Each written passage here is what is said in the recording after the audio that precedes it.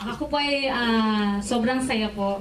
And I wanna thank the Lord na I feel so proud and privileged na tumayo po dito sa harapan niyo. Amen. Actually, it's my first time to preach. Sa mga hindi po nakakaalam. Since the Lord called me 2007, 9 years ago po, na tinawag po niya ako para mag-lead ng praise and worship. I was called, hindi po ako kumakanta talaga, hindi po ako marunong kumanta. Kaya yung mga may desire po dyan na pinagtatawanan din po ako dati nung kumakanta ako. Yung mga kaibigan ko, ng pamilya ko, wala po sa tono yung boses ko. Pero pag tinawag ka talaga ng Panginoon, aayusin yung boses mo. Amen. Pag pinili ka ng Panginoon, tinawag ka ng Panginoon, aayusin niya yung buhay mo, yung boses mo. Pwede kang mag-serve sa Kanya. Amen. Amen. So,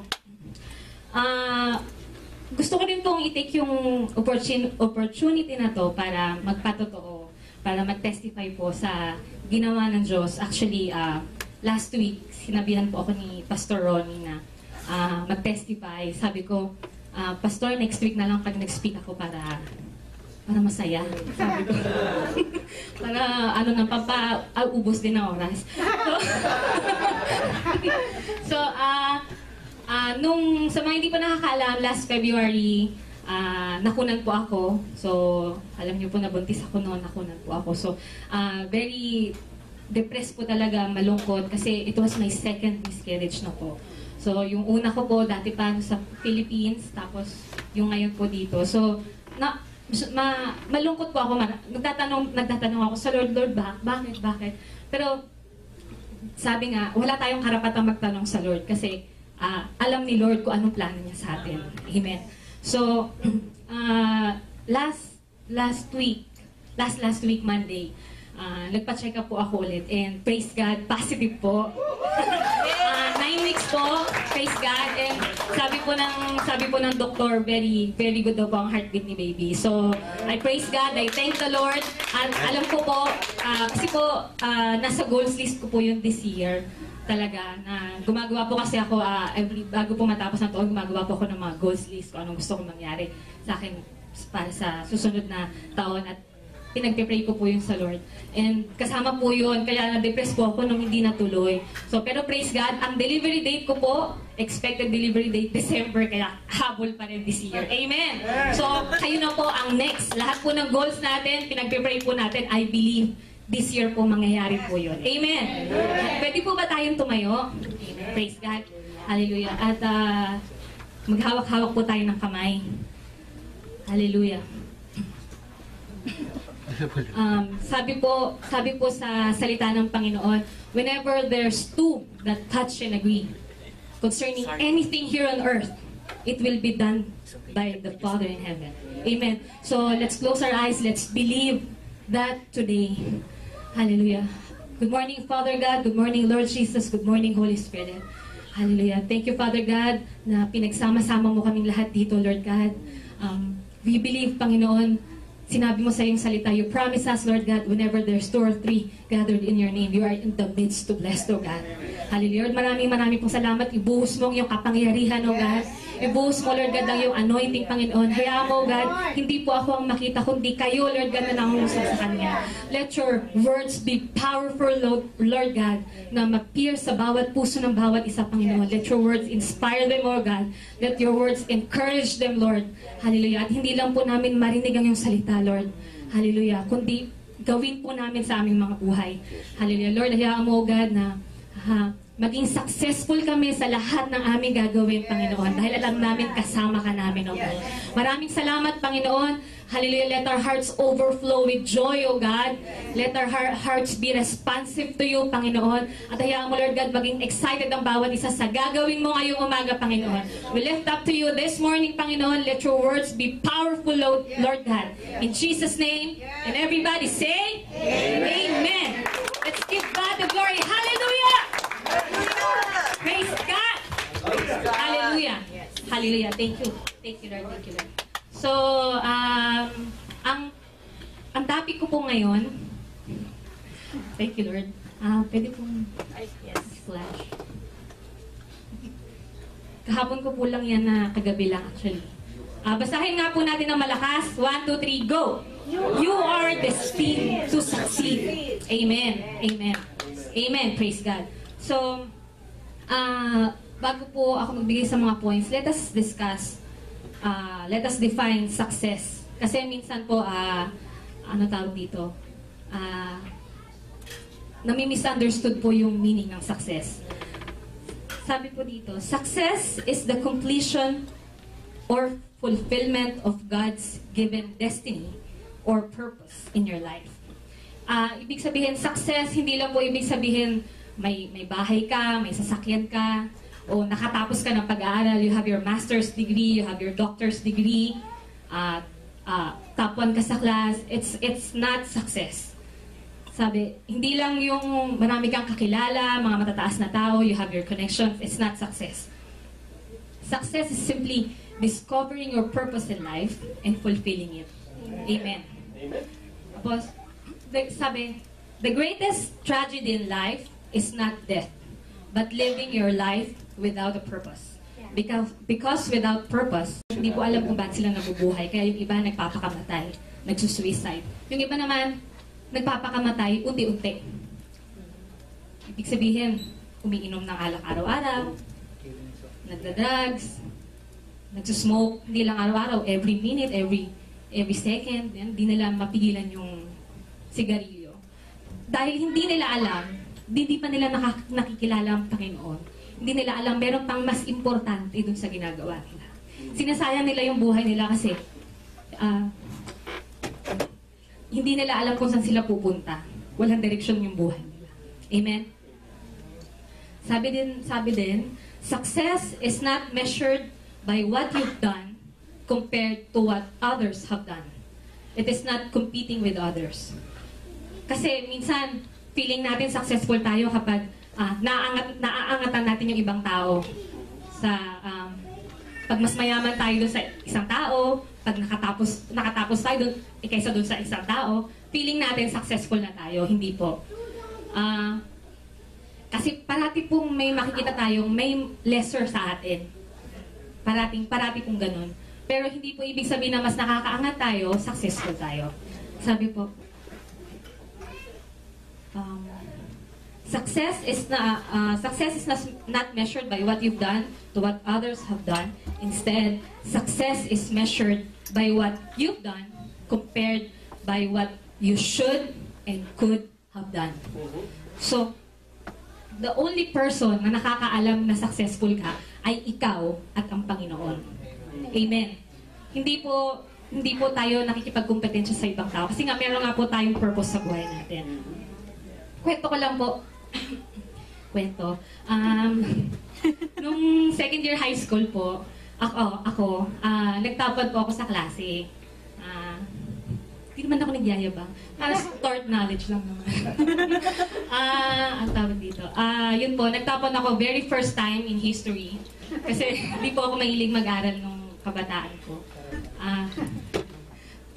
Tuntua po ako, kinento ko po kay mami. Sabi ko, ma, mayabang pa ako nun kasi nga, first time nga eh. Sabi ko, ma, tapon ako sa class. Sabi ko, ganun. Tapos, nung kinuha na yung card, tinignan ni mami yung grades ko.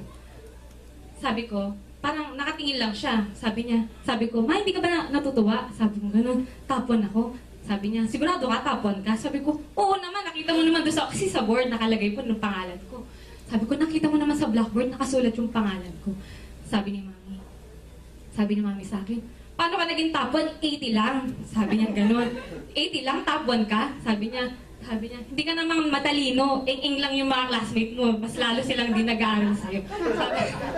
Sabi ko, kaya dun tinuruan ako ng parang tinuro sa akin ng mami ko na yung success, yun nga, hindi porket nauuna ka, nangunguna ka sa klase, number 1 ka, successful ka na. Sabi ng mami ko, you can do better than that. Kaya mo yan eh. Hindi lang 80 kaya mong gawin. Sabi niya sa akin. So, doon na. Kaya nung sumunod na, yun nga, medyo tumaas naman ng konti. Umabot naman ako ng line of 9. Yun. Tapos, so, yun nga, success ulitin ko ulit yung sinabi ko, success is measured by what you've done compared by what you should or could have done. So, bigay ko lang po yung point number 1. Number 1, we are His masterpiece. Amen. Amen. In Genesis 1, pagkatapos na kinreate ni God ang everything, let's read Genesis 1 verse 31. Basahin nga po natin sabay-sabay. 1, 2, 3, go. God saw all that He had made, and it was very good. And there was evening, and there was morning, the 6th day. Amen. So, ibig sabihin, lahat ng kinreate ng Panginoon, very good. Dinesign niya lahat as successful. God is more committed to your success than you are. Why? Because success is important to God. Kasi God placed His image and likeness in you, in us, pati sa akin. Siyempre. Sabi, Genesis 1:26, let's read. 1, 2, 3, go. Then God said, let us make mankind in our image, in our likeness, so that they may rule over the fish in the sea, and the birds in the sky, over the livestock and all the wild animals, and over all the creatures that move along the ground. So, ang pinakaunang nilagay sa atin ng Panginoon, yung image and likeness niya. Doon po sa Old Testament, kung nabasa niyo na po, kung nagbabasa po tayo ng Bible, sa Old Testament, nung nag-promise ang Panginoon sa mga Israelites na ilalabas sila sa Egypt. Tapos, ano tawag dito? So, basahin po natin Ezekiel 20 verse 8. Okay, 1, 2, 3, go. But they rebelled against me and would not listen. They did not get rid of the vile images they were obsessed with, or forsake the idols of Egypt. Then I threatened to pour out my fury on them to satisfy my anger while they were still in Egypt. Verse 9, but I didn't do it, for I acted to protect the honor of my name. I would not allow shame to be brought on my name among the surrounding nations who saw me reveal myself by bringing the Israelites out of Egypt. Ibig sabihin po, napaka-importante po ng pangalan sa Panginoon. Yung pangalan niya, importante sa Kanya. Kaya nga, sabi niya, yung salita niya, tsaka siya ay iisa. Hindi nababaling salita niya kasi napaka-importante na tuparin niya kung ano yung sinabi niya. Amen? Failure is bad for God. God has to guarantee your success, not only to protect you, but most of all, He needs to make sure that the visions He gave to you succeed because His reputation is on the line. Kaya, pag sinabi ni Lord, katulad yung kay ate, pag sinabi ni Lord na bumalik ka ng pag-aaral mo, bumalik ka, wag kang matakot kasi God will provide sa tuition. Pag sinabi niya magtayo ka ng church, katulad ni Mix, go ahead. Kasi sinabi ng Panginoon, gagawin at gagawin niya yun. Pag sinabi niya, katulad sa akin, sinabi niya, tumayo, mag-preach. Pag sinabi niya sa atin na, tumayo dito sa harapan, magsalita, mag-preach, wag nang tumanggi. Kasi kaya mo yun. Kaya nga binigay sa'yo, you are chosen. Kaya mong gawin yun. Amen. Kaya, pag sinabi ng Panginoon, lalaki tong church, dadami ang members, dadami ang leaders, siguradong mangyayari yun. Kaya I believe itong church natin, itong ministry, this ministry will never fail. Yeah. Lahat ng visions na binigay sa ating mga pastor, sigurado mangyayari po yun. Amen. At anuman po ang sinabi ng Panginoon sa bawat isa sa atin, sigurado gagawin po niya. Amen. Naniniwala po ba tayo doon? Yeah. Amen. Sige nga po, let's give God the glory. Hallelujah! Thank you, Lord. At anuman pong sitwasyon ang meron tayo ngayon, ako po nakakasigurado na you are coming out of that situation for His name's sake. Dahil hindi ka po pwedeng matalo. Pakisabi nga po sa kaliwat kanan mo, you can never fail. Amen. So stop being afraid and believe in your dreams. Of course, I can see. Kasi in the first place, yung dreams and visions mo, hindi naman yan sa'yo eh. Yan ay dreams at visions ng Panginoon para sa iyo. Amen. Amen. Thank you, Lord.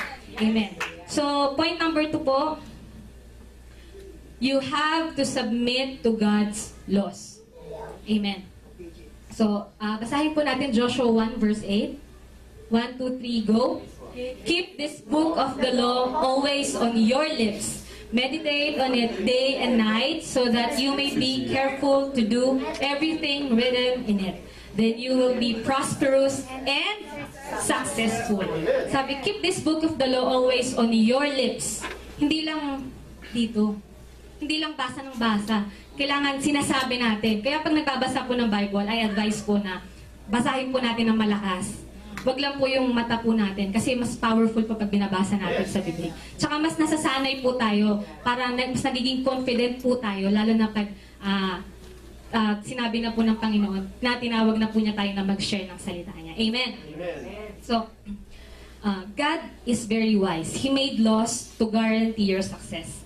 Katulad lang po ng any other creators or manufacturers. Kung napapansin po natin sa mga damit, di ba may makikita po tayo sa likod, may mga instructions po nakalagay, do not bleach, do not iron, o kung ano mang do not. Or pag bibili po tayo ng mga appliances, ang pag binuksan po natin yung box, ang unang-unang makikita po natin doon, yung manual, instructions. Sino na po ang nagbasa ng manual dito? Ako po, hindi ko pa, siguro binrowse lang na gano'n, pero hindi po talaga binabasa. Amen. Para kasi ang ginagawa natin, tinatry natin na i-figure out sa ating mga sarili. Amen. Di natin importante, yung utak ng manufacturer, kung ano yung nasa isip ng manufacturer, bakit niya ginawa yun, paano gamitin, at merong mga iba-ibang built-in features na hindi natin alam, nandun lahat yun sa manuals. Pero hindi natin pinapakailaman. Katulad sa iPhone. Lahat ng may mga iPhone, pwedeng yung iba, hindi nila alam na merong Siri dun sa phone nila. Hindi nila ginagamit kasi hindi nila alam na meron. Yung iba naman, alam nila na meron, pero hindi nila ginagamit. Hindi nila na-enjoy yung mga built-in features na meron dun sa cellphone nila. So, laws are given to guarantee success. And success is the result of our decisions, just like failure is the result of our decisions. Whatever you decide determines your destiny. Amen. And also, vision determines discipline. Kung wala kang vision and you don't know where you're going to, you do anything with your life. Katulad nga nung sinabi ko kanina, hindi mo alam, wala kang purpose sa buhay. Kung wala kang vision, wala kang dreams, hindi mo ipupursige na i-reach out yung dream na yon. Hindi mo ipupursige na matupad yung vision na yon. Amen? Naalala ko, nung college, nung kabataan ko po, college ako, pasaway din po ako, mahilig din ako mag-party-party. Mag-disco-disco yan. Pasaway din po ako sa mga magulang ko. So, parati ko pong kasama nun, mga barkada ko, Lunes, Monday, Tuesday, Wednesday, Thursday, hindi lang Friday, Saturday night. Talagang everyday yan. Tapos wala din po akong pahinga kasi linggo, kailangan ko pong pumunta ng church dahil ang mami ko po ay Christian. So, para hindi mapagalitan, kailangan umattend ng church. So kahit puyat, no choice talaga po. Kailangan mong umattend kasi kung hindi, kakakakakakat, gano'n na naman. So, kasi nga, wala akong goal nun eh. Basta nag-e-enjoy ako kasama yung mga barkada ko, so wala akong pakialam kung anong pwede mangyari sa akin. We have to know that a true friend is anyone who will help you get to your destiny. So anyone or anything that stops you from fulfilling your destiny is not a friend. It's an enemy.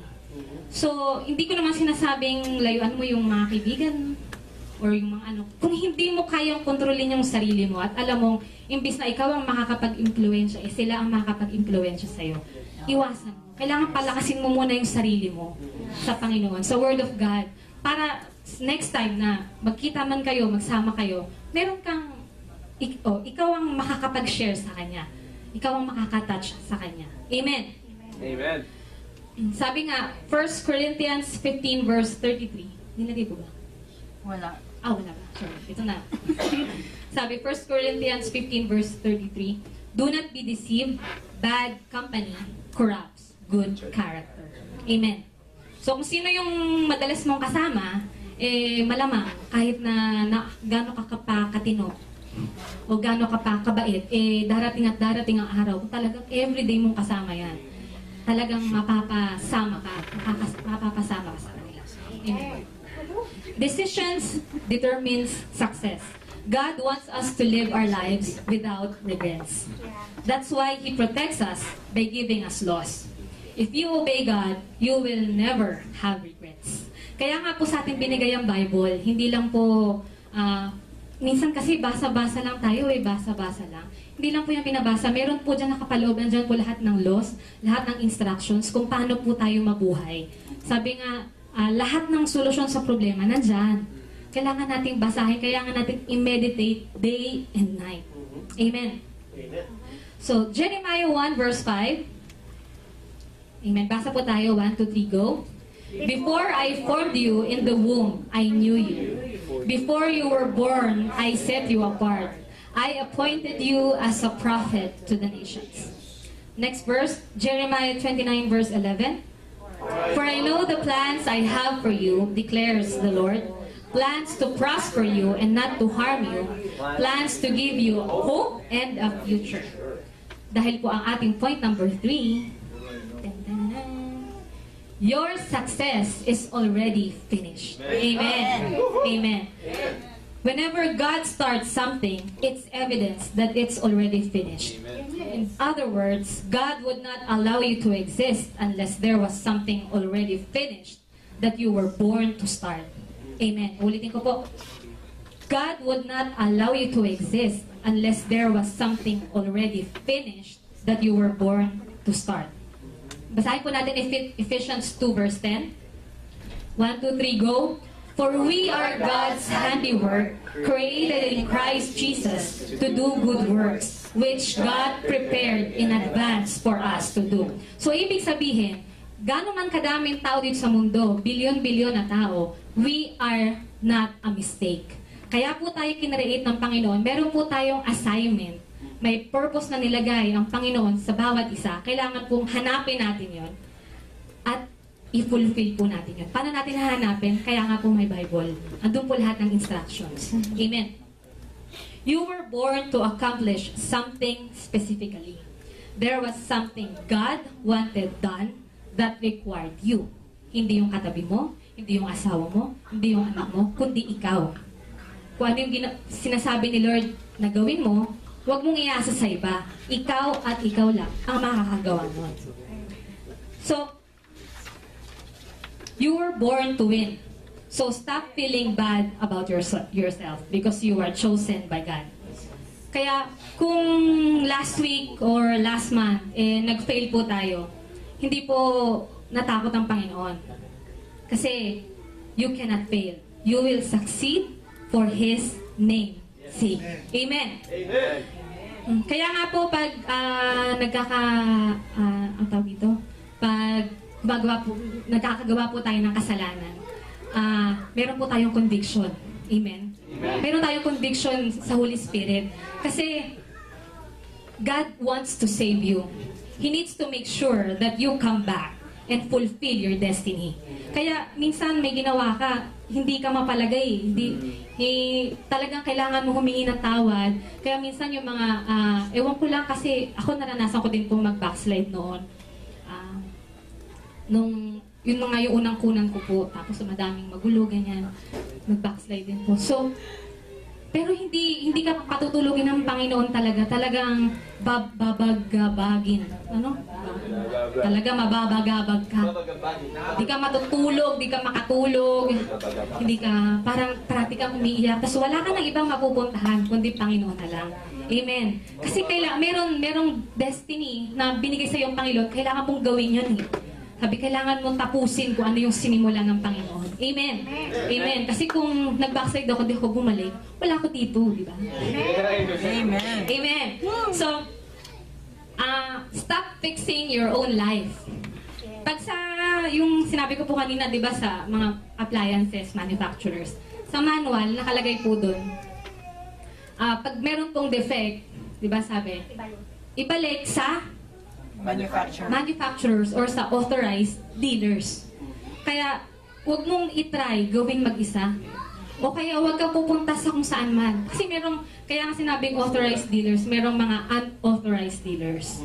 Huwag kang pupunta, yung iba nagpupunta sa manghuhula, kung saan-saan nagpupunta. Wala po tayong pwedeng ibang puntahan kundi kung sino po ang gumawa sa atin.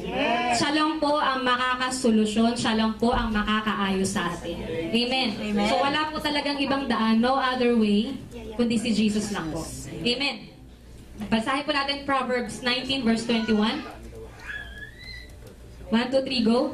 Many are the plans in a person's heart, but it is the Lord's purpose that prevails. Amen. Marami po tayong pinaplano. Kaya nga po pag gumagawa po ako ng goals, ng mga dreams ko po, ayan, kailangan idudulog natin sa Panginoon. Kailangan parati siyang kasama sa lahat ng ginagawa natin. Kasi marami nga tayong ginawa. Kung hindi naman yan according dun sa gusto niyang gawin mo, o ano yung gusto ng Panginoon, papahabain mo lang. Papatagalin mo lang. Kaya wala tayong pwedeng gawin kundi sundin lang ang Panginoon. Amen. Amen. So, next point. Okay, 1, 2, 3. God's power is within you. Amen. Amen. What lies behind us and what lies before us are nothing compared to what lies within us. When you look back to your life last year, you know that some things didn't go right. You know, some things you didn't accomplish. Maybe some of your goals hindi po natupad. Ako din po personally, meron din po ako mga goals na hindi po na-fulfill last year. And kung titignan nyo po, yun nga, madidepress ka, malulungkot ka. And kung titignan nyo naman po yung nga, yung mga nangyari sa'yo, hindi po makakatulong yun sa pag-angat mo, pag-abante mo. And kung titignan nyo naman po, kung patuloy nyo titignan kung ano yung mangyayari sa hinaharap, matatakot ka lang. Kasi hindi mo alam kung anong mangyayari. Lord lang makakaalam na mangyayari sa'yo. What's really important is what's within you. And God has placed everything you need to become all that you were born to be. Ephesians 3 verse 20. Basahin po natin. Now to Him who is able to do immeasurably more than all we ask or imagine, according to His power that is at work within us. Amen. Your future does not depend on other people's favor. So stop depending on other people. Your future is inside of you. Romans 8 verse 11. Basahin po natin. And if the spirit of Him who raised Jesus from the dead is living in you, He who raised Christ Jesus from the dead will also give life to your mortal bodies because of His Spirit who lives in you. Amen. Your past is dead unless you give life to it. Ano pong ibig sabihin ko na you give life to it? Yung parati mong sinasabi, parati mong iniisip, o pag may kausap ka, parati mo sinishare, di ka na makaget over, ganyan. O kaya, gusto mo parati na pag-uusapan, ganyan. Kailangan po natin tandaan, our past is only a portion of your life lived. Tapos na po yun. Sabi po sa Philippians 3 verse 13, basahin po natin. Brothers, I do not consider that I have made it my own. But one thing I do, forgetting what lies behind us and straining forward to what lies ahead. Hindi nga po natin alam kung anong mangyayari sa atin. Pero ang alam po natin, certainty, successful tayo pagdating sa dulo. Hindi po, ano tawag dito, nasa desisyon na po natin yon kung gusto natin mapaayos o mapatagal o mapabagal yung pagdating natin dun sa destiny natin. Amen. You cannot go to your future if you don't forget your past. So stop wasting your time. God is tired of you wasting your time. Yun nga, kailangan move forward tayo. Wala nang balikan sa nakaraan. Past is past, and you should have learned from them. You can face your future without fear knowing that God can't lie. Amen. Do we believe na ang Panginoon hindi nagsisinungaling? Kaya nga tayo nandito, kaya tayo merong hope eh. Kasi naniniwala tayo, lahat ng pinamis ng Panginoon, lahat ng sinabi niya, lahat ng nakasulat sa Bible, lahat yon tuto pa rin gagawin ng Panginoon. Nasa sa atin na po yun kung susundin natin siya. Amen? Hindi ko po alam kung ano po yung mga nangyari sa atin sa haraan, kung ano po yung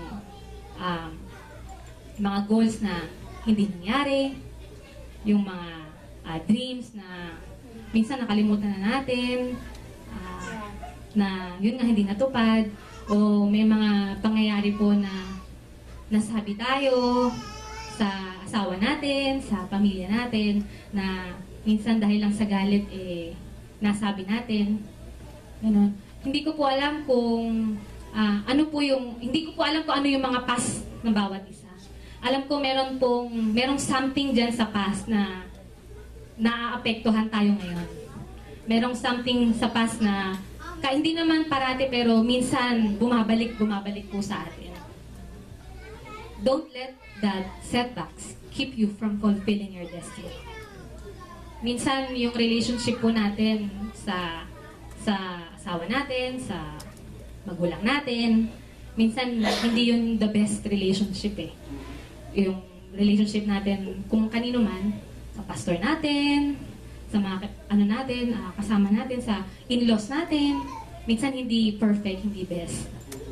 And gusto po nating mag-try again. Gusto natin mag-start over. Amen. Meron po ba tayong mga past na gusto nating tanggalin ng Panginoon? Yung bang kaya na nating gawin yung destiny natin na dire-diretso na tayo. Meron po ba tayong gustong tanggalin sa mga buhay natin, mga ugali, mga pag-iisip na hindi maganda, na parati na lang naka-attach tayo dun sa nakaraan? Gusto ba nating alisin para hindi na tayo masaktan, hindi na tayo ma-hurt? O kung meron ba tayong mga feelings na masyado tayong sensitive, o gusto natin matanggal yon para tuloy-tuloy na yung pag-serve natin sa Panginoon. Amen? Kung gusto po natin, yun, pwede po ba natin ipikit yung ating mga mata? Amen. Let's close our eyes. Hallelujah. Isipin po natin kung ano po yung mga past na yun for this moment. Isipin po natin yung mga past, mga nasabi natin, hurtful things na nasabi po natin, na gusto po nating kalimutan na, gusto nating iwanan na, because we really want to strive to be successful. Because we want the will of God na mag-prevail sa buhay natin. Hallelujah. I believe the Holy Spirit is here right now. And He knows how we feel. Ibaon na po natin yung ating mga past. Ibaon na po natin yung ating mga hindi magandang ugali. Dahil hindi po yan karapat-dapat sa harapan ng Panginoon. Amen. Huwag na po tayong magpaligoy-ligoy. The Lord wants you to be successful. Hallelujah. Hallelujah. Hallelujah. Shikara shandara shandara. Lombra shandara shandara kiandara shandara. Lombra shandara kiandara shandara kiandara. Oloro shandara shandara kiandara. Hallelujah. Ayaw mo nang umiyak. Ayaw mo nang masaktan. Hallelujah. The Holy Spirit and the Lord is willing. Hallelujah. Just have to make that decision right now. Hallelujah. Hallelujah. Power of the Holy Spirit is very, very, very great. Hallelujah. Shikarara shandarara shandarara kyan. Lembara shandarara shandarara shandarara kyandarara kyan. Lomboro shandarara shandarara kyandarara kyan. Lembara sikarara shandarara shandarara kyan. Lembara shandarara sikarara shandarara kyan. Hallelujah. Hallelujah. You are great. You are powerful, Lord God. Hallelujah. And I believe, Lord, di mo hahayaan, O God. Hallelujah. Na maiwan kami, maipit kami sa aming past, Lord. Hallelujah. Because you want the best for us, Lord. I know you want the best for us. You want the great future for us, Lord God. Hallelujah. You made us, Lord God, for your purpose, Lord.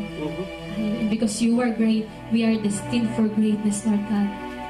We are born to win, Lord. Hallelujah. Sa lahat ng mga kamalian namin, sa lahat ng mga pagkatalo namin, Panginoon, hallelujah, we will never get tired, hallelujah, of standing up, Lord God. Hallelujah. And reaching out to you, Lord.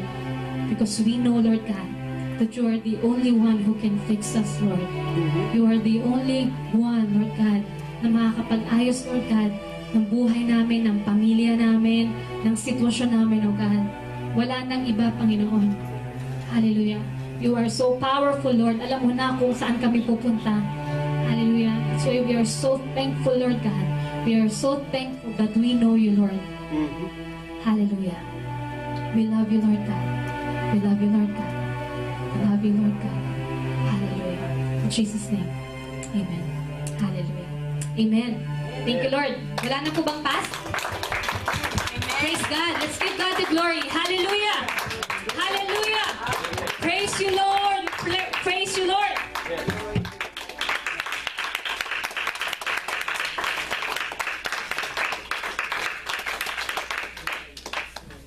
Hallelujah. Thank you, Lord. At magtatapos na po ako.